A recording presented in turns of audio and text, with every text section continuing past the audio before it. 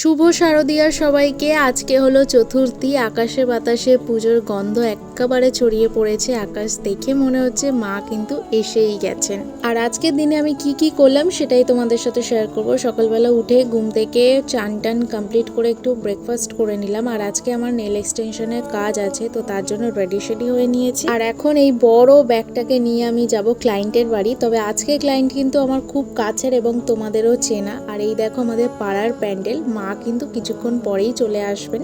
ক্লায়েন্টের বাড়ি আসতেই আমাকে একটা মাজা দিয়ে দিল। তারপর আমি আমার সমস্ত জিনিসপত্র বার করে নিয়ে কাজ করতে বসেছি। আর এই দেখো আমার ফার্স্ট কাজ কিন্তু কমপ্লিট হয়ে গেছে। এবারে বলো তো তোমরা আমার এই ক্লায়েন্টটাকে চিনতে পারলে কিনা? হ্যাঁ, আমার ফ্রেন্ড শ্রেষ্ঠা। আজকে ওর বাড়িতে এসেছি নেলের কাজ করার জন্য। প্রথমে ও করেছে, তারপর ওর কাকিমাও নেল এক্সটেনশন করেছে। আর এইটা হলো ওর কাকিমার নেল এক্সটেনশনের আর্ট।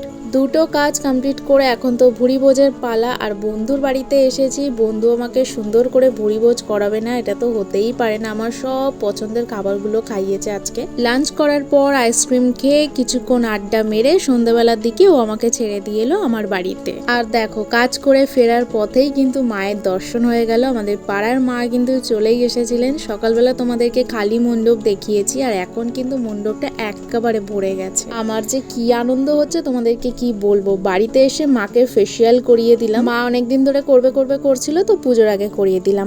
আর এই হলো আমার নিজের হাতের উপর নেল এক্সটেনশন করা। এটা আমি আজকেই করেছি আমার রিয়েল নেলের উপরে। আর মায়ের হাতে করে দিয়েছি এটা। মায়েরটাও কিন্তু রিয়েল নেলের উপর করা। আর এখন করলাম মামির হাতের উপর নেল এক্সটেনশন। হয়ে গেছে পুরোটাই। কেমন হয়েছে অবশ্যই জানিও। তো চলো আজকের দিনটা এখানে এন্ড করলাম। বাই।